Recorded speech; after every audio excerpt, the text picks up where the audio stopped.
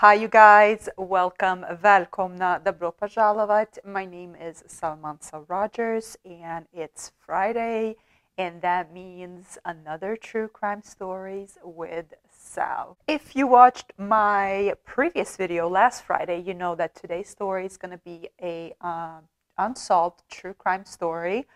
I'm going to reveal the victim's identity. I'm going to show pictures. And as you guys can see by today's title, we're going to talk about the case of Tamla Horsford. The case, according to law enforcement, it's considered to be an accidental death. But yeah, you guys be the judge of that. I'll tell the story. Quick disclaimer, today's case, I will be talking about possible murder. It's not as gruesome as my previous cases, if you guys have been watching my true crime stories with Sal, but it is a discussion of murder. And if that's something that is not up your alley, you know, your mental health is more important to me. So if this is something you want to skip, go right ahead and just, you know, pause this for maybe later, come back to it later. But for those that are interested, let's jump in right into the story.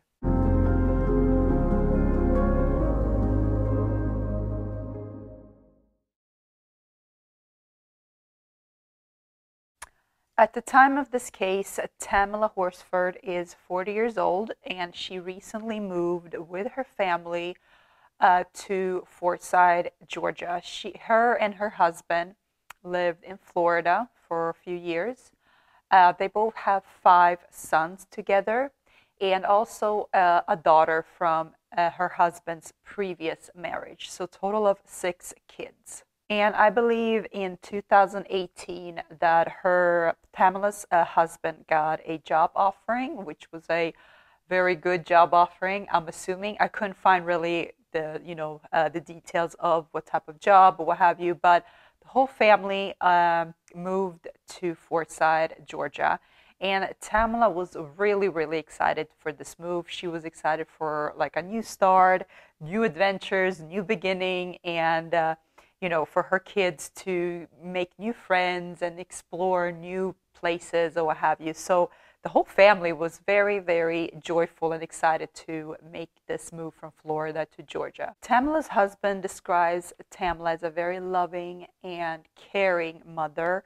She literally would make sure that everyone in the family, especially her kids, were fed, were clothed, they were ready for the day, and then take care of her husband, make sure he had his breakfast, and then she would take care of herself. So she put everyone else first before her own needs. She was also described by family and friends as very bubbly. She would definitely not shy and very social. Even if she doesn't know you, she would strike up a conversation and wanted to get to know you. And by the end of the, by the end of a few hours, you guys are BFFs.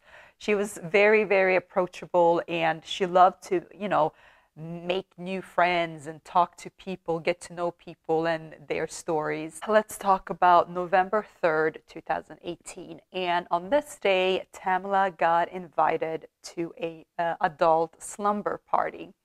One of her football moms that she got to know, both of their sons were playing football on the same team, so one of the moms on that team invited Tamla to an adult slumber party to celebrate her 45th birthday. And Tamla was super excited, and she was really, looking forward to going and making new friends, what have you. It's also important to note that from my research that I can find, that Tamla was not like super close, good friends with the woman that invited her to her birthday party, but she knew her, through, again, their sons played football together. But the other women that was also invited, Tamla maybe like knew of them, but she wasn't close to any of them. She was not like BFFs or like hang out with them, after schools or what have you. So this was like a relatively new group of friends, if you want to call it. And it was the total amount of people was Tamla and 7 other women that was attending this party, and also 2 men. And these 2 men, one of them was named Jose, and Jose was actually a boyfriend to the birthday girl, to the house owner that invited, that threw this party, basically. So Jose is the boyfriend, and then the other male friend was one of the, I believe, husbands to one of the attending girls or women that was attending this party. When Tamla arrived to this party, she had a tequila bottle. I don't really know. It was like split sources that said that that was a gift, birthday gift for the birthday girl. Or one source said that that was just a bottle she brought to drink at the party, but what have you. So doesn't matter. Tamla had a tequila bottle with her, which, I mean, clearly it's a party, only adults, no kids. They can, relax, they can drink, and, that's the whole point. And for the most part of that evening, the women, all the 8 women, were upstairs doing their thing, drinking, laughing, talking, watching TV, or I think they were watching a game, while the 2 guys were downstairs watching a football game. And throughout this party, Tamla was, her usual bubbly, trying to get to know people, very social. She was drinking throughout the night as the other people. She was also, several witnesses or several partygoers was saying that she was usually like step out to the balcony to smoke and then come back and then smoke. So she was smoking, according to the witnesses, a lot that evening. And she was also smoking marijuana. At one point, the birthday girl, the house owner, she told Tamla to kind of like stop smoking marijuana, because her boyfriend was actually a parole officer, and you never know. So she's like, oh, okay. So she stopped smoke marijuana, but she continued smoking cigarettes throughout the night. The whole point of this party was to, of course, celebrate the homeowner's birthday, 45th birthday, but also the reason why most of the ladies were drinking and relaxing is because that this was a slumber party, so they were more than welcome to sleep over. So a few of them did, but majority of the women were either picked up by their husband or they order a ride home or what have you. And again, conflicting resources. One resource said that Tamla was looking forward to stay overnight, to sleep over there, and another source says that she was actually wanting to go home and trying to get a ride home. The last person that saw Tamla alive was named Bridget. She was actually waiting for her husband to pick her up, and around 2 a.m. in the morning, she got a text from her husband saying, I'm outside. So she told Tamla, like, hey, my ride is here, I'm about to go. And according to Bridget, Tamla followed her to the front door. She gave her a hug and, told her, like, it was so nice meeting you, or had a great time, take care, drive safe, what have you. So Bridget leaves, and Tamla goes back in, and according to Bridget, she kind of like sees Tamla go into the kitchen to eat some more like food left over from the party, and that's that. And also another important note that Bridget couldn't recall anyone else was awake at that time. She didn't see anyone else besides her and Tamla. Also, the homeowner had like a door locking system, a monitor, what have you. I'm going to put this on the screen right now so you guys can see. So basically that, so you read from below to above. So 147, that's assuming where Bridget left, and door was open and then it was closed. And then you can see like the activities when the door was open and closed again. And at the last time it said 157 when the door was open. So that's the time that was assumed that Tamla stepped out to the porch or what have you. That door monitoring system, just an FYI, it was not specified on what door that system was monitored, but I'm assuming it's all the exits and entrance doors, so the front, the back, or what have you. So the next day, on November 4th at 7:30 a.m., the house owner's aunt wakes up and she sees a body laying face down in the backyard. And she's like, first thinks like, is someone passed out, like passed out drunk or what have you? But then she kind of noticed that it feels like it's a little bit more sinister than that. So she rushed into her the house owner's room, and she's like, I think one of your guests has like passed out in the backyard or what have you. And quickly the woman, the house owner, the birthday girl, the one that threw this party, her and her boyfriend Jose was in the bedroom. They quickly got up and they investigated it, and they saw that it was Tamla lying face down on the grass right underneath their balcony. According to the timeline, so when Tamla's body was discovered, it was 7:30 a.m. by the aunt, right? And on the police log, a call came in from Jose reporting this, and the call was made at 8:59, so 9 a.m. So literally an hour and 30 minutes after they discovered the body, they calling police. I'll link the police call in the description below so you guys can listen to it and, see what you guys think, make your own decisions. But in my opinion, when I saw the timestamps of when the body was discovered and the time that they called, an hour and 30 minutes wait to call authorities, that's a little bit suspicious. Especially just think about it. If you threw a party and you go to bed and then you wake up and someone is laying face down, motionless in your backyard, I would be freaking out. That's the first thing I would do. I would call the police, ambulance, whatever, right away. I would not wait an hour and 30 minutes. Of course, if I'm innocent, but if I'm guilty, the police shows up 8 minutes after the call, and they find Tamla face down, like literally face down on the grass, basically passed away. She was dead at this point. She was not breathing. She was cold to the touch. And now they have this task to call Tamla's husband and loved ones to, inform them of what happened. And I can't imagine getting that call. Your wife is at a friend's birthday party, having fun. And I also, according to Tamla's husband, he FaceTimed her that evening, and she seemed super happy. She seemed like nothing was wrong. She seemed happy. She told him she's having the best time of her life. She's having fun. So nothing seemed out of the ordinary. And now in the morning, you're getting a call from the police saying your wife is dead. Can you just, oh my God, I can't imagine. And another thing too that I want to point out that I found also a little bit suspicious.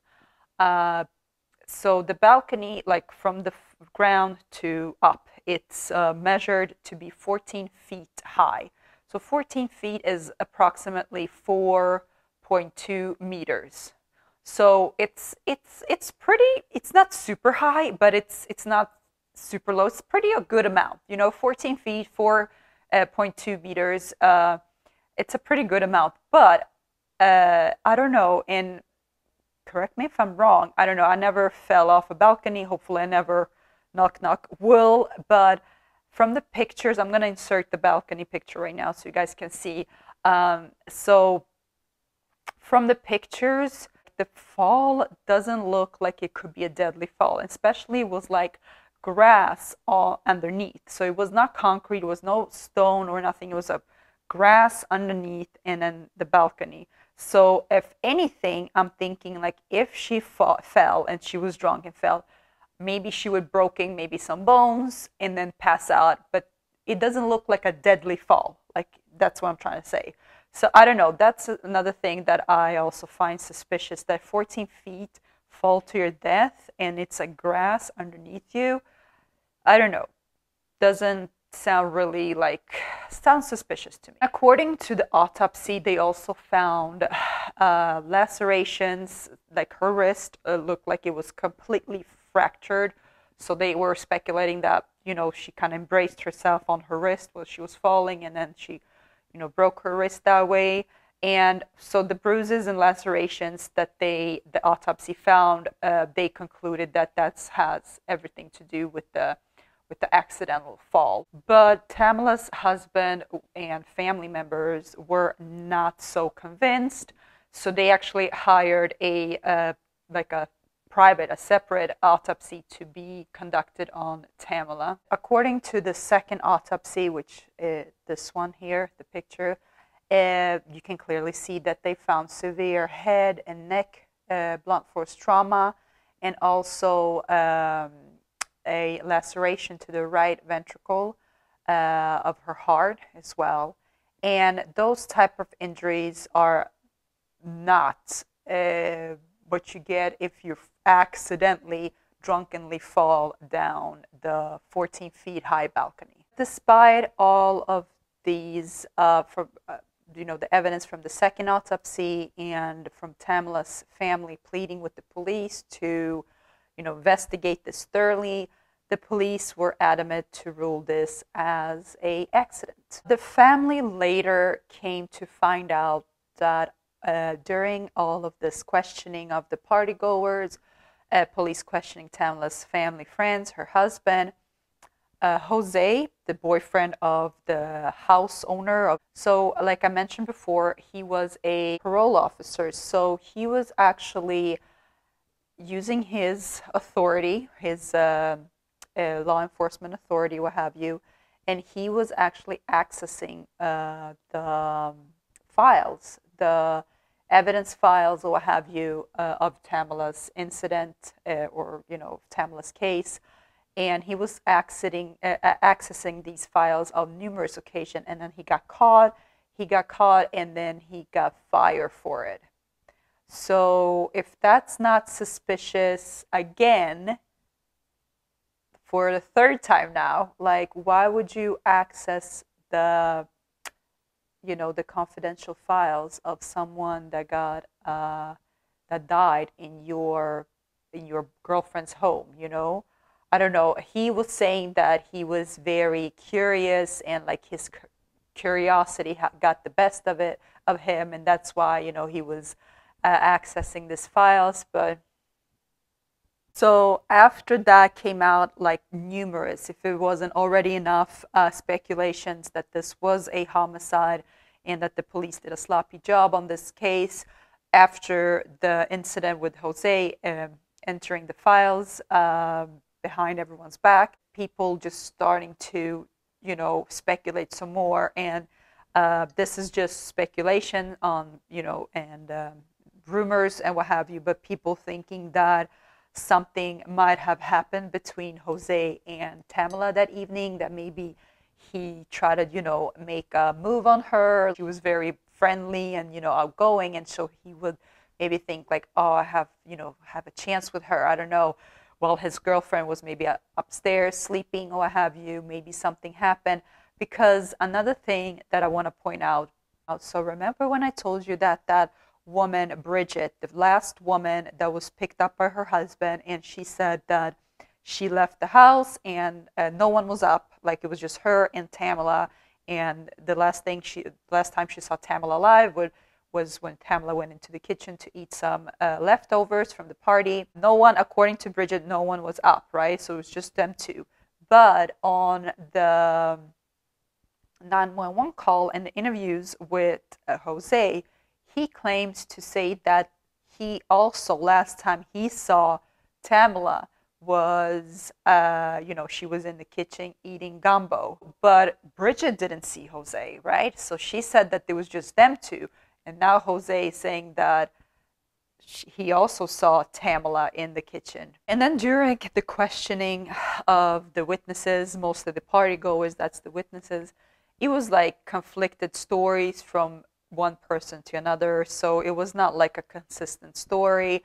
And they basically, a lot of them blamed Tamla for, being drunk and saying like she was so drunk and she was smoking a lot. They were very, very adamant to point out that she was smoking a lot. According to the toxicology report, yeah, sure, again, they found traces of alcohol, of course, traces of marijuana, and then also they found traces of antidepressive medicine.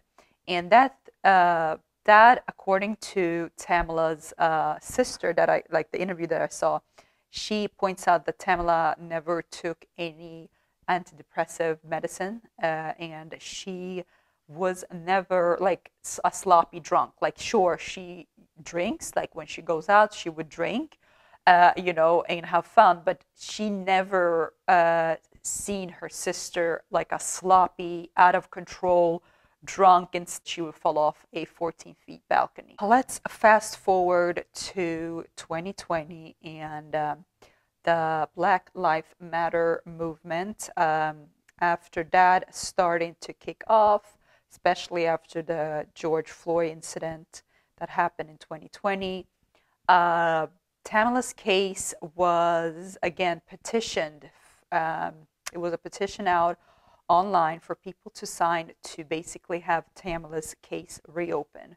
And a bunch of people signed, a bunch of celebrities, T.I., Kim Kardashian, 50 Cent, just to name a few, signed that petition. And in June of 2020, the case of Tamla Horsford was officially reopened and reinvestigated. In July of 2021, so this year, a few months ago, the case was again ruled as a tragic accident and no criminal charges will be pursued because they basically lack of evidence to pursue this as a homicide or a murder or what have you. So yeah, the case, as far as I know from my research, are again, ruled as a tragic death.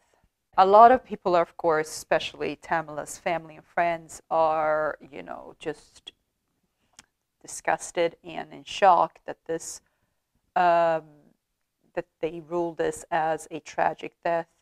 And also people are speculating that this could be racially motivated because Tamla is a African-American woman and the people at the party was only 7 white women, and the only person that died was Tamla, Black African-American woman. Personally, I feel like the boyfriend, Jose, I don't know, very suspicious, like from the get-go, like from telling that he saw Tamla in the kitchen when, according to another lady, no one else was awake at that time, to calling the police an hour and 30 minutes later after they found the body, and then accessing the files. Like, I don't know, maybe he's just maybe he is just a curious person. This is his character. I don't know. But just for me personally, I feel like this case is, I would not rule this as an accident. It's something else. I don't know. It's very suspicious. I'm actually very curious to see what you guys think. I'm very curious to read your comments and see what you guys think. Have you heard of the story? If you have, please let me know. If you know anything else, if it's any updates from what I've been telling, or maybe if anything that I missed out, any points, let me know in the comments below, because again, like, this is the first time I'm hearing about this story, and this is so far what I could come up with or find in my research. So I'm very, very curious to see what you guys have to say about this case. Of course, I wanted just to say that I'm so sorry to Tamla's 5 boys, her husband, and her sister, her mother, all of the people that was affected by this. I'm truly, truly sorry, and this is very tragic and very sad story, and I hope that they get the peace and justice that they so desperately deserve. Well, you guys, this was it for today's story. I hope you guys enjoy a unsolved true crime story. If you have any future stories, unsolved or solved, that you want me to cover on my channel, you can always leave comments down below. And again, please stay respectful. You're so good at it. You always stay respectful. Just a reminder, always, again, this world has so many hateful people, so many evil people. So we don't need to bring that into the comment section. You know, like, at least this place could be safe, positive, outside from the stories I tell, of course. But, you know, we don't need no more hate and discuss in the comment section. So please stay respectful. And of course, don't forget to like, subscribe, and send your people my way. For those that know someone that knows someone that knows someone that loves true crime, please send them my way. The more the better. My channel is still growing and hopefully glowing in the near future. For my new subscribers, thank you. For my old subscribers that have been with me since day one, I love you guys. Truly, I do appreciate you. Thank you so much. Stay safe. Love yourself first. Take care of yourself first. Hope to see you guys next Friday. Ciao, cacao.